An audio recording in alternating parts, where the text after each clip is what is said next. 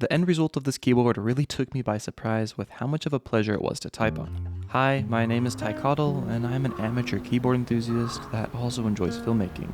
Today we are building a unique keyboard that Whatsgeek was kind enough to send over, called the CK650, and it's an aluminum gasket kit which initially caught my eye because of this sort of Nintendo Switch looking sides, or Steam Deck if that's more your thing, but it's got an interesting futuristic style to it, which is said to resemble ancient Chinese scrolls. On to some of the specs. The case is made of CNC aluminum, it comes in wired and wireless modes, came with a PC plate, but there's also a FR4 option if you want. Now the board has a great finish and I don't notice any impurities, but one thing to note is the Mac and Windows switch on the back of the board was very rattly. Luckily I was able to fix this a little bit by tightening up the screws, but it was definitely worth mentioning. Whatsgeek was also kind enough to send over some keycaps and switches along with the board, and I chose these clear keycaps. I've always wanted to try clear keycaps, but I never really found a good board to put them on, but with the futuristic style look of this board, I felt it was the perfect opportunity. The keycaps are called the AC GAM T series, hopefully I didn't just butcher that, and they are made of PBT. The switches I chose were these Greywood V3 linear switches, and I did end up having a little bit of problems with the consistency of the switches later in the video, but I'll touch on that then. I first decided to assemble everything stock just to kind of see what we were working with. So that includes the plate, PCB, and case foam, and the completely stock stabilizers. Here's what the very first build sounded like.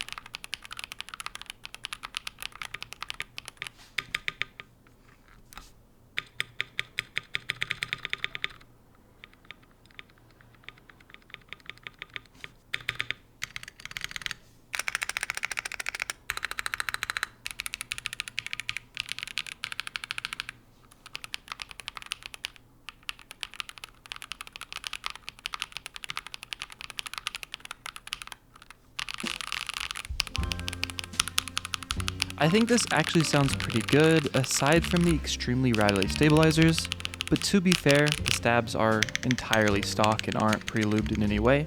Now, I definitely could have left the actual sound of the build here, aside from the stabilizers, but the problem was there was a sort of inconsistency between switches, and I wanted to see if I could fix that. I also wanted to see how the board performed without any foam, since that's what I've been really liking recently.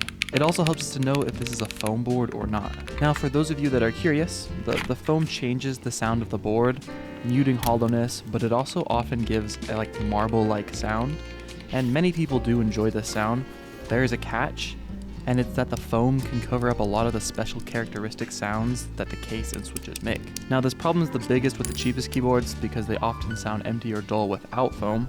That's why buying more expensive keyboards can be a good idea, as these high-end keyboards often are designed to make the most out of the sound of the case and switches without needing any foam. This is why most people try and hear the boards without foam, because almost any board can sound good when it has enough foam inside, so using a board without foam and it's still sounding good is more impressive, if that made any sense at all. So all that I'm doing here is taking out all the plate and PCB foam, so we can see what the board sounds like completely raw. I also realized that I went full on 8 mode and just ripped out the switches and keycaps. I'm sorry, I just got impatient. Another thing, putting these switches in with only a PC or palm plate and no support like foam is a pain, and you know what I mean if you've done it before. So already before putting the keycaps on, I could tell this was a really hollow board without foam. I also heard a ticking, which doesn't pick up well with the microphone I was using at the time, but this made me really hesitant to put the rest of the keycaps on. I decided to see if putting the case foam back in would stop the ticking. Quick answer, it didn't fix it. This made me think that it was something with the plate and PCB or the switches that were causing the ticking. I first started by switching out the switches to see if it would make any difference, which it didn't.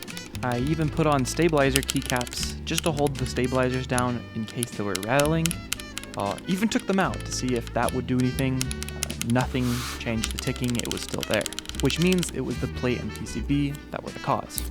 I still wanted to hear the raw sound test, so I chose to put it all together, but before that I did a quick force break mod, just in case there was a little bit of hollowness that might occur when I put the top back on. I'm not really sure if it did anything, but it was mostly just for good measure.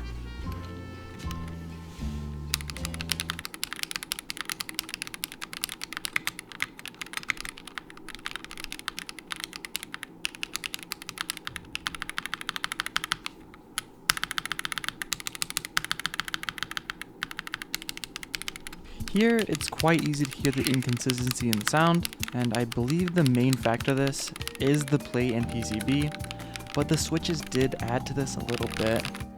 After this, I did try to do a quick tape mod before taking it all apart to see if that would help at all. I forgot to plug in my mic, but you're not missing out since it was almost the exact same sound with basically no changes. Using everything we've learned, I know that I need to use the plate and PCB foam in order to prevent the ticking, but I don't need to use the case foam since it doesn't really make too much of a difference to the hollowness, so I'm gonna leave that out for the final build. I also chose to use these Danekeeps cookies and cream switches instead of the original ones. Since these ones are hand lubed with 205G0, it's gonna help to ensure an end result that is a little bit more consistent. While I was at it, I lubed the stabilizers, and afterwards they were basically perfect. I also chose to take off the tape mod for the final build as well.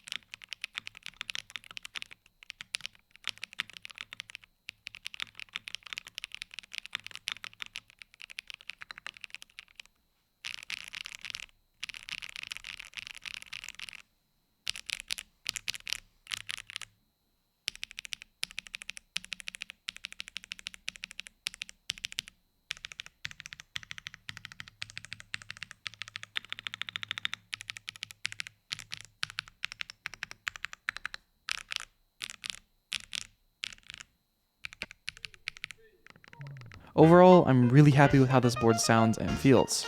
As long as you use the plate and PCB foam, it should sound incredible without adding too much of that foamy marbly sound. I never tested the FR4 plate, but that might tell a completely different sound story. Regardless, I'm also happy with how the look turned out. I think the clear keycaps fit the board really well. I've been using the board for a couple of days now, and it's been awesome. The sound profile that I ended up with hasn't gotten too tiring in the ears, and I almost use the board exclusively on Bluetooth mode, which the battery life is amazing. It's got an 8000 milliamp battery, which is double the new Keychron Q1 Pro that sits at 4000 milliamps. Would I recommend this kit to people? Yes, the board is perfect if you're looking for a unique wireless Mac and Windows option that stands out from the other aluminum and plastic competitors in its price range. Thanks for watching, and let me know what you want to see next.